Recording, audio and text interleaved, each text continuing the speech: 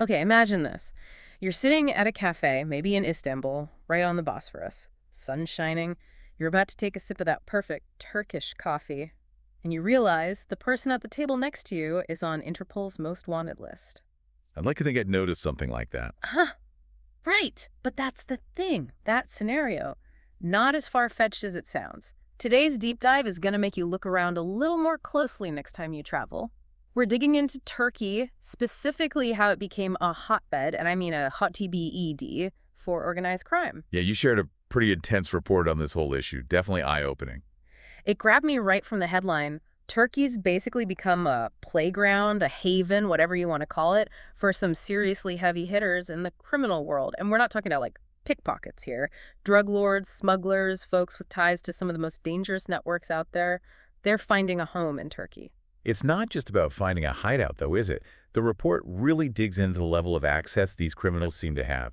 Exactly. It's like they're not even trying to hide. Yeah. The report's got examples of people, I mean, literally with international warrants out for their arrest, managing to not only get into Turkey, but get residency, even citizenship. That's where things get really interesting and concerning.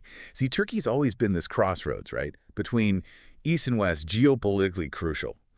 So there's always been an element of, let's say, leniency when it came to who and what crossed its borders. But this report, Go on, you were about to say. it goes beyond that. The report uses this phrase, political and bureaucratic protection, and it's spot on. It's not just about looking the other way. It's about active measures that shield these criminal elements. Okay, give us an example then. How does that protection actually play out? What are we talking about here?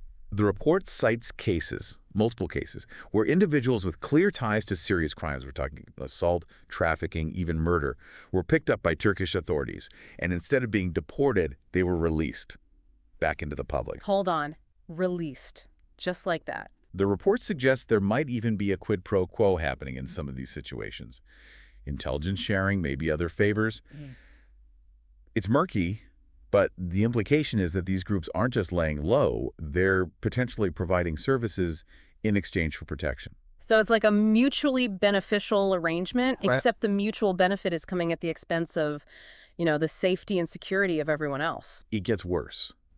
The report talks about violent clashes erupting between different Mafia groups, Russians, Azeris, even some Balkan groups. They're carving up territory. And we're not talking about some deserted warehouse district. These battles are happening in Istanbul, Bodrum, Antalya. Tourist hotspots. Places people save up for years to visit. Beautiful places, now caught in the crossfire. And the report digs into the WHY. See, it's not just about Turkey's location or even this alleged protection. It's about opportunity, rampant corruption, legal loopholes you could drive a truck through. You're saying Turkey's become a magnet for dirty money. A magnet and a washing machine. The report dives into these asset amnesty programs Turkey's implemented. Okay, for those of us who don't have offshore accounts. Right, sorry. Basically, it's a way for people to declare money they have been paying taxes on, maybe it's stashed overseas, whatever, and they get hit with lower penalties. The idea is to bring that money back into the country's economy. Sounds reasonable on paper. Except, as the report highlights, it creates a huge opening for money laundering. You funnel your ill-gotten gains through these programs, and boom, clean money. And it's not just the amnesty programs, is it? The report also mentions something about Turkey's citizenship by investment scheme. Oh yeah, that's another avenue. And the report really digs into how that's been exploited. Essentially, you pump enough money into the Turkish economy, real estate, businesses, whatever, and you can get citizenship. On the surface, it's meant to attract foreign investment, What? but it's ripe for abuse. And the report gives examples, real cases, of individuals with very shady backgrounds using this program to essentially buy their way into Turkey, no questions asked, and live under the radar. So you've got this perfect storm brewing: lax enforcement, opportunity, and a system that seems almost designed to let these criminal networks not just survive, but thrive. It's a bleak picture, but the report does hint at a potential shift, right? Something about a crackdown. Yeah. There's been this uptick in police operations targeting organized crime, particularly in Istanbul, more raids, asset seizures, that kind of thing. The report does say it's too early to tell if it's just a PR move or a real change in strategy. Well, these groups have had, what, years now to dig in. It's going to be a tough battle. Exactly. The report's very clear on that. It'll take more than a few raids.